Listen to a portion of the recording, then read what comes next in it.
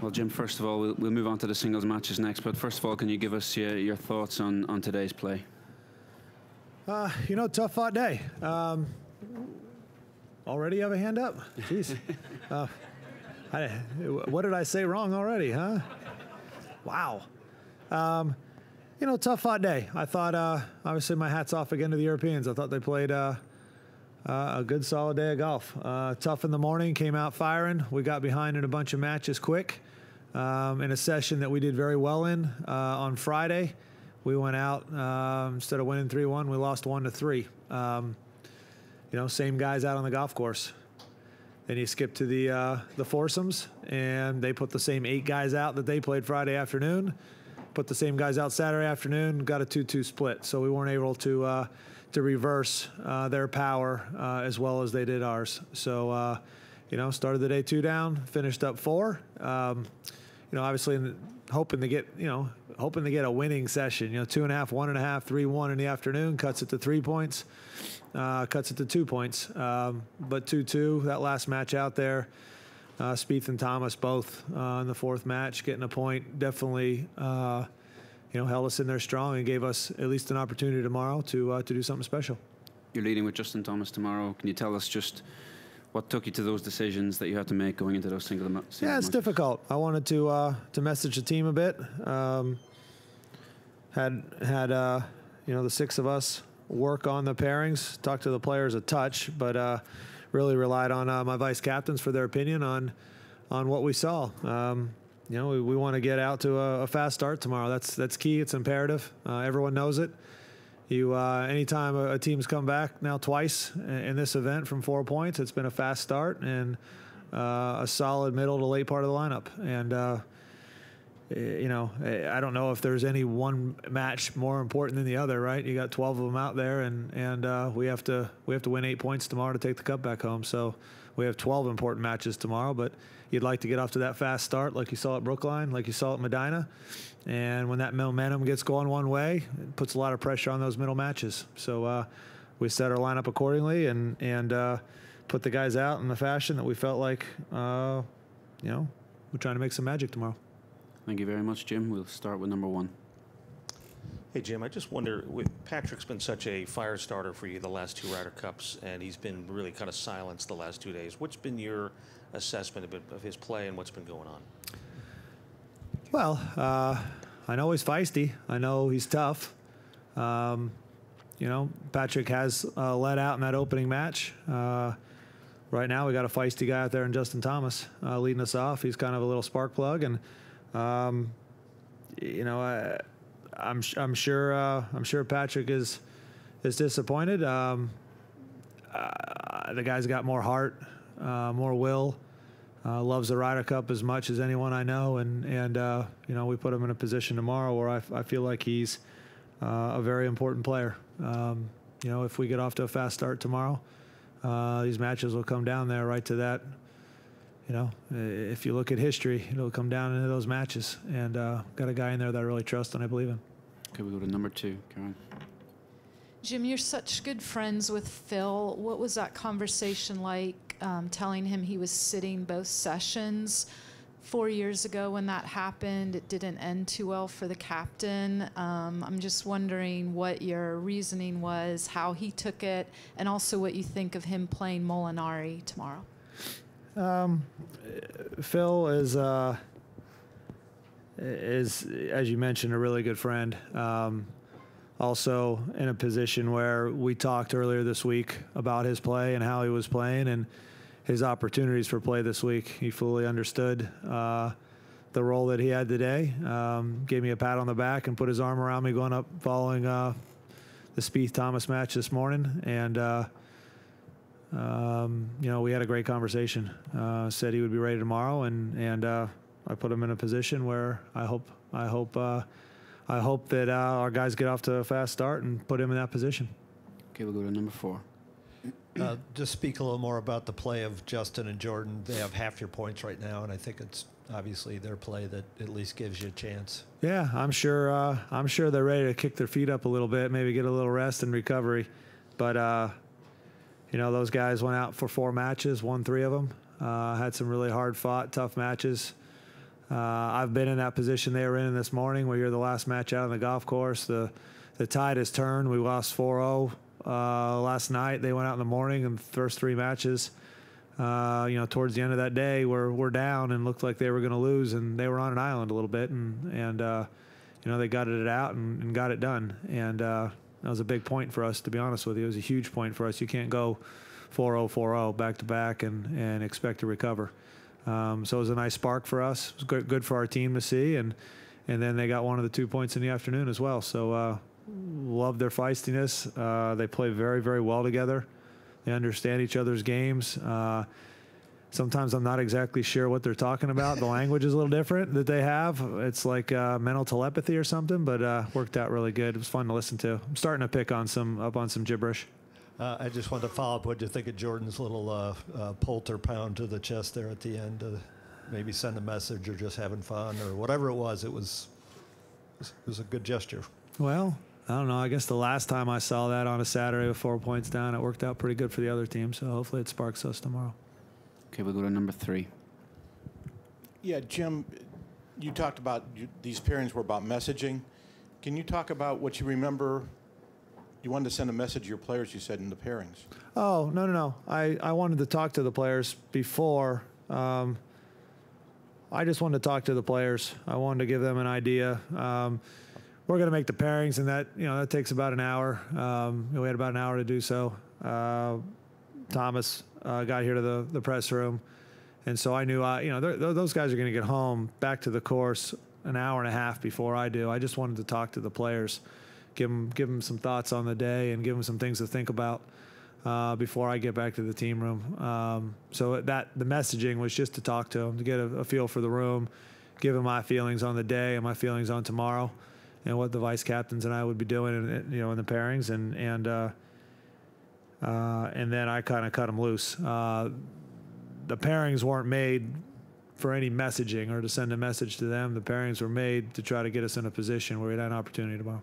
Okay. well, If I could just, Yeah. My original question was going to be about 1999. You were on that team. Can you remember much about Ben and what he said, and are you channeling any of that tonight?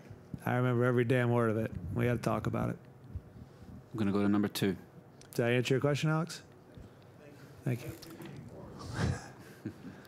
I remember every damn word of it. That sounds like a Tiger answer. I just repeated myself. There you go. Hi, Jim. Over here. Just the way some of the Europeans who know this course so well have performed so well over the last 2 days particularly, is this a message for you guys that you can't really turn up with half your team not knowing a course like this and expect to catch up over just a few days' practice? Well, I was actually excited that I had 6 of the 12 guys come over. I had the week that we had our practice was during John Deere. I had Bryson DeChambeau as a defending champ. I had Zach Johnson and a few guys playing over there. I had some guys playing the Scottish Open. It was Ricky Fowler. It was Matt Kuchar at the time that was in pretty good position. I'm trying to think of more. Phil Mickelson. Kids came here, but he wasn't the Scottish. I'm saying the guys that I had that were, while we were playing our practice rounds, I had guys playing other golf tournaments. I thought getting 6 of the 12 guys over here that actually made my team. We had more guys come for practice that ended up not being on the U.S. team, and I'm very appreciative of that. So I felt like we did a good job getting folks over here. One of the things that Europe, and I've been saying it all week, I know you've been listening, one of the things that I think Ryder Cup Europe does so well is they hold this event on a venue that their team knows very well. They've played the French Open here. They love this golf course. When I was named Ryder Cup captain, I can't tell you how many European players said, "You're going to love this course," and they were correct. I think it's a fabulous golf course. I think it's a great venue for the event. I think it's a great test. I also think their players know it very well and are very prepared for it. And, a world-class player, I mean, we go play major championships all the time where we haven't seen the golf course before. And we prepare, and you see guys, I won a major championship, the U.S. Open. I'd never seen that golf course before. You should be able to prepare and get ready, but that little local course knowledge helps. But I'm not going to this point, right? Saturday night, we've played 16 matches.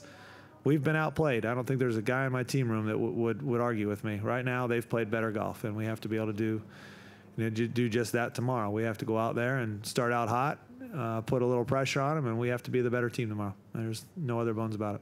Okay, number 1 on the right here. Jim, you were saying you remember Brookline clearly, but could you get almost as much out of revisiting the memories of Medina and when that seed of doubt started to creep in for you guys at the time, and how do you plan that? It sure sucked being on the other side, I will say that. That was one of the worst days of my career. I remember it probably even better, to be honest with you. And the feeling of the momentum switching, the feeling of hearing the European crowd and knowing, looking up in the board and seeing blue, it's a tough feeling to stomach. It reminded me very much of '99, and unfortunately I lost the 17th and 18th hole to Sergio, and my match was one of the key ones, so I remember it very well. It's probably in a list of my top 3, worst nightmares in golf. So I remember it very, very vividly and very clearly, and yeah, I learned a lot from that experience as well. Absolutely, just as much from 2012 as I did in '99. Does that make it all the more important to get that early start to plant that seed of doubt? Is it scary how quickly things can just go the wrong way? There's always an ebb and flow. You get out and there could be 3 red scores up on the board, and you look up next time and there's 4 blue and 1 red, and then you look up again and there's a tide. But in the middle of the day, I hope, I'm really hoping we get some red on the board and we get some momentum, and be a lot of fun. I know it puts a lot of pressure on the other team, and it's not like there's a secret potion, or, we didn't set up our pairings any differently probably than you all expected. We put out some guys early we thought could give us a spark, and maybe had, I'll just say we put out some guys we thought could give us a spark. Okay, number 3 on the left. Jim, Ben Crenshaw is here this week. Yes, sir. Will you have him come in, waggle a finger at the team, or That's is a good idea. Anybody going to come talk to them tonight, try to inspire them? We've invited, if I were to be totally honest, the past captains that are here are invited to come visit and see us, and each and every one of them have taken us up on that, and they've been around. I think it's good for our younger players that maybe didn't know Ben and Tom Kite and Tom Lehman and Dave Stockton, and maybe haven't had the opportunity to be around them. They're such gentlemen, and so we've invited them to kind of hang out and come have a drink, and they've chatted with the players some. I think it's great to have them around. Okay, number 4. If he wants to wave a finger, he's more than invited. Jim, you got asked yesterday about Tiger and if you thought he might have been injured, and while that might not be the case, I'm pretty sure he wasn't with the 36 holes today. He clearly took a couple of hard lashes at a few shots as well, but he does seem a little off. I mean, obviously last week was a big win. Can you say, is he ill? Is he under the weather at all? I mean, we haven't had a chance to talk to him really. He just looks, obviously a little bit not quite the way he's been. I think early in the week he looked a little tired. I think his pace looked slow a little bit walking. I think that's expected. Coming off a big win, you think emotionally what he put into his comeback to this season, the amount of golf he played leading up, trying to make the Ryder Cup team, trying to basically almost win the FedEx Cup. I mean, he put a lot of work and a lot of effort into it and played a lot more golf than he's used to. And physically, I think Tiger's pretty fit, but that takes a mental toll, and I think he was a little tired earlier this week. I think, the idea to sit, to rest him, basically, sit's a bad word, to rest him on Friday afternoon, I think was a good one. I think he was tired. It allowed him to maybe get some energy back, watch his teammates play a little bit, provide a spark as a veteran leader, and we came out today and decided to play him 36. I think his style of game lends itself very well for foursomes. I think he can control the ball very well. That's what you need, and it didn't work out. But I think he might be emotionally a little bit tired, but you find a way in a Ryder Cup to gain some energy and some adrenaline, and you work hard, and I know he's going to be fit and ready to go tomorrow. Number 2 in the middle. Jim, when you look at Tiger's record in the team sessions in this event, not so much at the President's Cup, but it's not what you probably would expect from Tiger Woods in his career. What do you attribute that to? This week, I'd have to say Francesca Molinari and Tommy Fleetwood. Those guys played incredible golf. The scores that they shot in both formats were very impressive. And I think I heard that in one of Tiger's interviews, he said he felt like he played some pretty good golf. It wasn't good enough. And I think it's because of those two gentlemen, to be honest with you. Okay, number one down the back. So in the past, I honestly, I'd have to think about that for a little while. I think, it's been a while since we've seen Tiger on one of these teams and healthy enough. But this week, I would have to say it's due to the play of the folks he played against. Jim, in general, do you think that pick rookies to go outside U.S., it's a good idea besides how good they are playing championship golf? I'm sorry, I'm not sure I understand. It was about rookies on our team? Yep.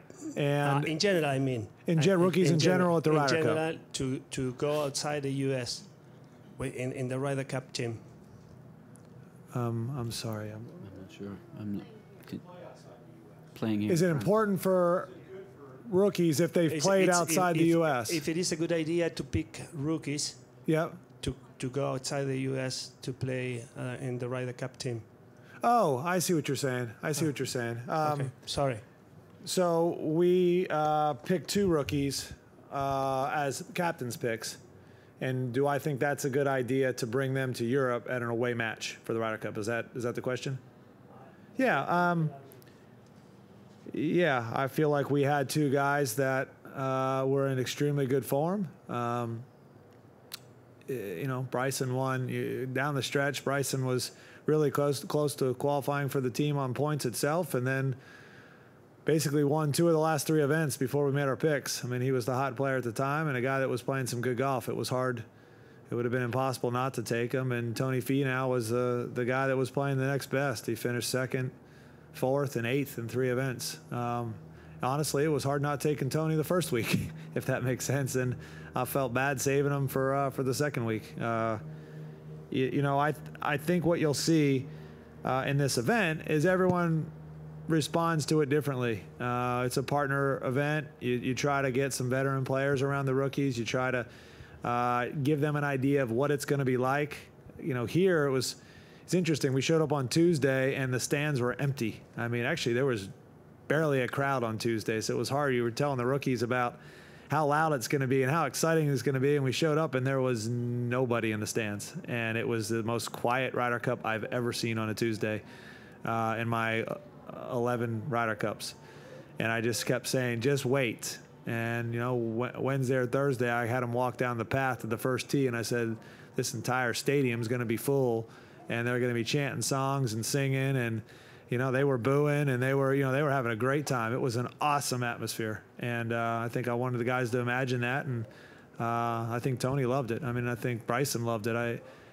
Tony was the first guy to hit a shot for us, and he loved that atmosphere. And Bryson was out on the tee, and I told Bryson while I was there, I said, there's a good thing and a bad thing. You came out here to watch his first match. And he kind of looked at me funny, and he goes, well, what's the good thing? And I said, look at this atmosphere. Does it get any better than this? And he said, absolutely not, Captain. He goes, what's the bad thing? I said, you came out here to watch this, and now you're chomping at the bit, and you can't wait to get out there either later today or tomorrow. And he started laughing. He goes, you're right, I can't wait. So you never know how those guys are going to respond.